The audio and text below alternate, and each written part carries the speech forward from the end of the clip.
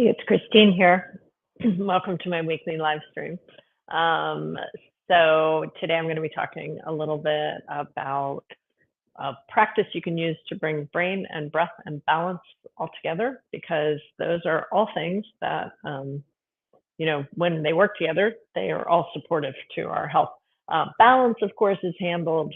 It's a very complicated system, the vestibular system. Actually, there's receptors in your feet, but also the cerebellum, right? That funny little shaped second brain thing is responsible for, and brainstem is responsible for balance, but also your inner ear.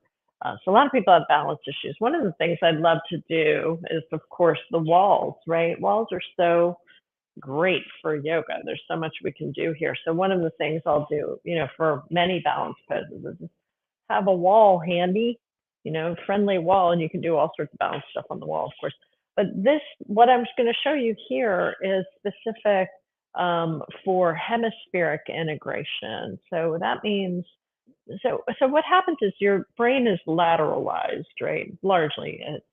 So you have these two hemispheres, right and left, and people will say things like, "Oh, the right hemisphere is creative, and the left is logical," which there's a little bit of accuracy in that, but it's a lot more complicated. And what the brain has to do is, when you're doing different stuff, is that they reach across and grab information from both sides. And so there are these long axons of neurons. It's called the white matter that goes across. The main structure is called the corpus callosum, and it's like connecting things. So when I want to, reach for something, there's something going on from my right sensory motor cortex, and then if I pick up my teacup and it's really hot, the sensations, the sensory sensations are going back up. So I'm doing something on my left side, but my right side is processing it, and that's just a basic example. There's a ton more stuff that goes on there, like with memories and language and all sorts of stuff, and comprehension. So there's all sorts of things going on. The brain is lateralized, does different things on different sides, but it has to communicate, it has to work together, right? So one of the things I love teaching are the what's called cross crawl movements. So cross crawl means, the word cross crawl is often used to mean two things. It means that I'm doing contralateral kind of movements, which would be opposite hand and leg, right? Well, opposite arm and leg stuff. That's contralateral, right? The stuff, walking is contralateral, marching, right? All that stuff is contralateral. Contralateral stuff forces your brain to be doing this kind of integration constantly. So it's really good. That's why walking, one of the reasons walking, of course, cardiovascular, running, those kind of exercises, they're all contralateral. And you'll often hear people talking about it with babies, that or young children, you need to have that crawling stage because it helps the brain to develop, right? But then the other thing that cross crawl means is what's called cross lateral. This sort of, eagle pose, going across the midline. Twist poses go across the midline, right? So whenever we're moving across the midline, that's the cross lateral movement. That's all part of cross crawl. Contralateral and cross lateral, both part of cross crawl, and that stuff is good for your brain. And there's tons of people who work with it with childhood development. But then when we get older, we're like, we're fine, and we don't need that anymore. But yeah, we do need it, because it helps the brain to continue to function optimally.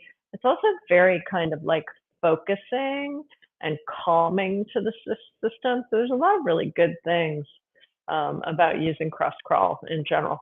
So the one I want to show you today is actually, I learned it from Qigong, but I incorporate it a lot. I started studying Qigong many years ago, and when I was living in California. And Qigong is fantastic for balance, the brain, all that stuff.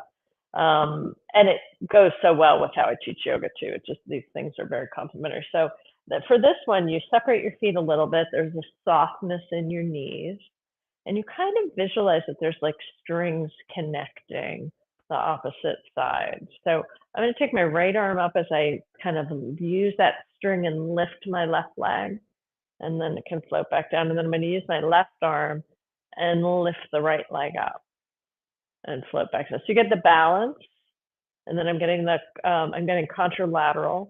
It's a little cross lateral because I let my arm go across the midline, right? So inhaling, lifting up. So yeah, and then I like to add the breath. Inhale. Soft exhale. Inhale the other way. And softly exhale. Let's keep going. Inhale, lifting it up like there's a string that connects my arm to my leg. It's a super fun one to add to any class. You know, it goes really well. It's good for balance. But a lot of people have trouble with balance. That's for various reasons. Balance issues can be a part of disease processes. There's many reasons why people have balance issues. So here's the wall, right? So I'm just shifting, makes it so much easier. I don't have to worry too much about the balance, but I'm still practicing balance. Just I have the support of the wall. So this is a great way to practice it or teach it as well.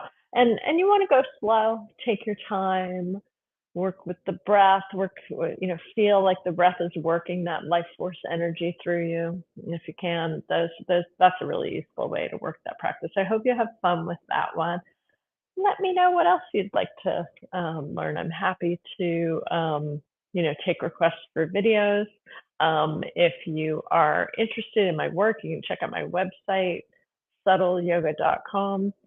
Please, if you're on YouTube, please like and subscribe. If you're watching me on Facebook, I gave you a link to a video that helps you to make sure you get notifications so you keep up with what I'm teaching. And I'm usually here at about 11 o'clock on Wednesdays.